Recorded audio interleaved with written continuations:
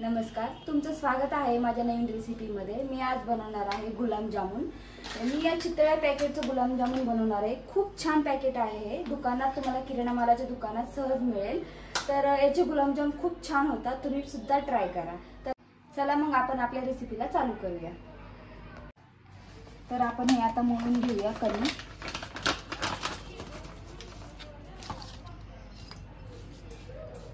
जास्त घट्ट नाही, जास्त पातळ नाही, एकदम असं मऊसूत झालं पाहिजे असं आपण ते करूया तयार।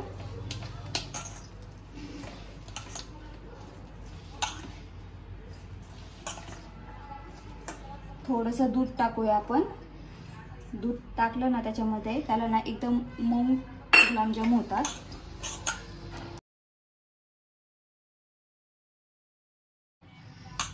तर आपण हे मळून घेतलेलं आहे, त्याला आपण थोडंसं तूप लावूया। त्याला असे क्रॅशेस पडणार नाही। हे साजूक तूप आहे, थोडंसं हाताला लावून आपण त्याला मळून घेऊया। एकदम छान पैकी असं मळून घेऊया।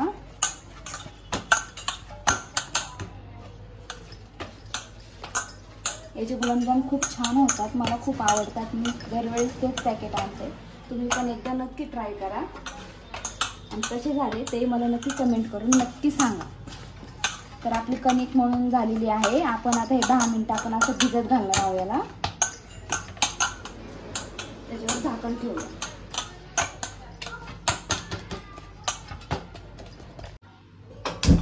आपण गुलाबजामचा पाक तयार करण्यासाठी पाणी ठेवलेलं आहे। त्याच्यामध्ये थोडंसं पाणी उकळी आली की त्याच्यामध्ये आपण साखर टाकूया।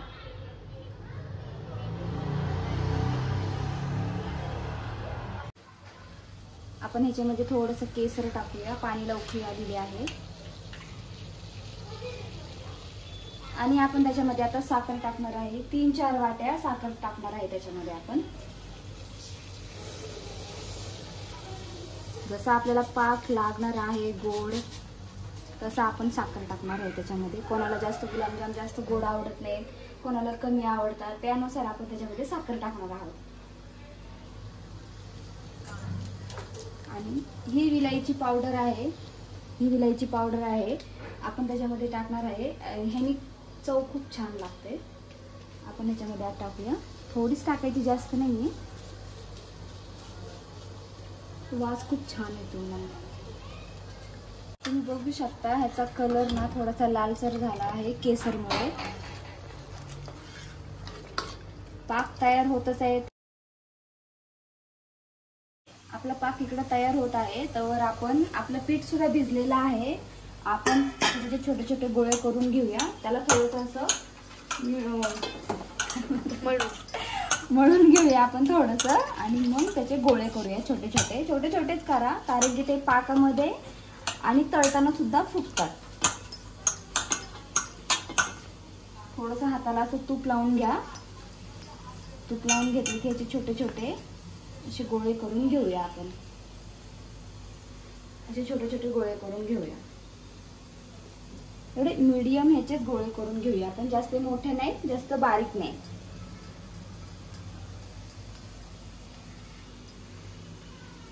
मला तर खूप आवडतात गुलाबजाम ह्या। मी सारखंच बनवत असते गुलाबजाम। आमच्या घरच्यांना खूप आवडतात आणि माझ्या मिस्टरांना सुद्धा खूप आवडतं। ते सारखं डब्यावर घेऊन जातात मला, माझ्या गुलाबजाम कधी बनवती। तर मी आज बनवणार आहे गुलाबजाम, उद्या त्यांना डब्यावर सुद्धा देणार आहे।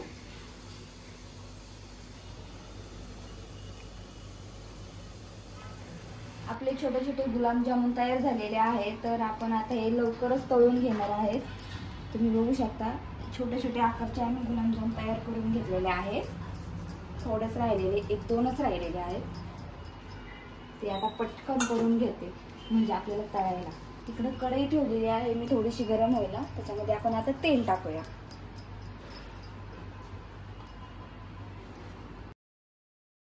साखरेचा पाक पण तयार झालेला आहे। आता हे थोडंसं गार झाले की आपण तळलेले गुलाबजाम त्याच्यात टाकणार आहोत।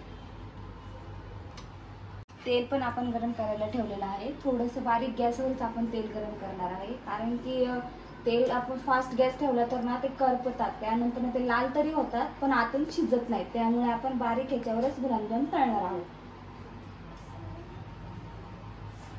तर आपली कढई तापलेली आहे, त्याच्यामध्ये आपण एक एक एक एक करून गुलाबजाम टाकणार आहोत.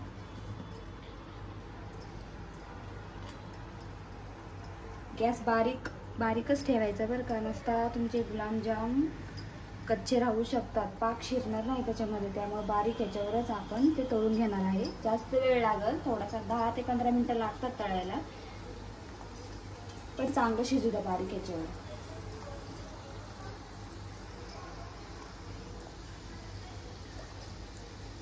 तुम्ही बघू शकता ते गुलाबजाम थोडेसे फुगतात, ते तेलामध्ये टाकल्यावर अजून फुगतात, ते तर पाकामध्ये टाकल्यावर अजून जास्त फुगते.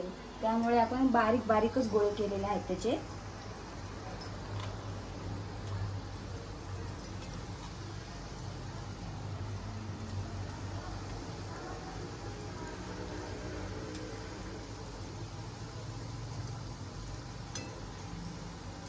ह्याला तुम्ही कढईत टाकल्यावर हलवत राहा, कारण की ते खाली चिटकणार नाही. एकदा हलवले की मग काही प्रॉब्लेम नाही, पण टाकल्यावर थोडंसं त्याला हलवत राहा.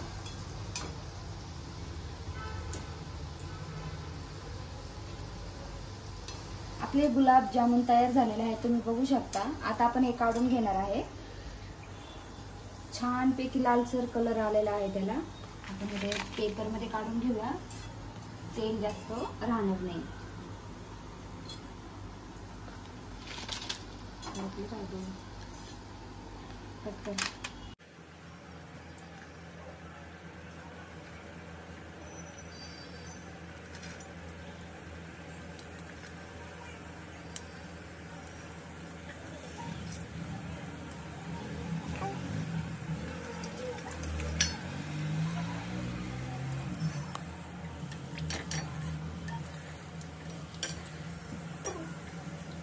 तुम्ही जर 200 ग्रॅमचं पॅकेट आणलं तर त्याच्यामध्ये सहज 50 ते 60 गुलाबजामुन तयार होतात. आणि 400 ग्रॅमचं पॅकेट आणलं तर त्याच्यामध्ये 150 गुलाबजाम तयार होतात, छोटे छोटे तयार होतात. बघा मस्त तयार होतच आहे, लाल पण झालेले आहेत. बारीक गॅसवर गुलाबजाम तळायचे आहेत. जास्ती घाई करू नका, कारण की गुलाबजाम मुरणार नाही पाकामध्ये जर तुम्ही मोठ्या गॅसवर तळले तर.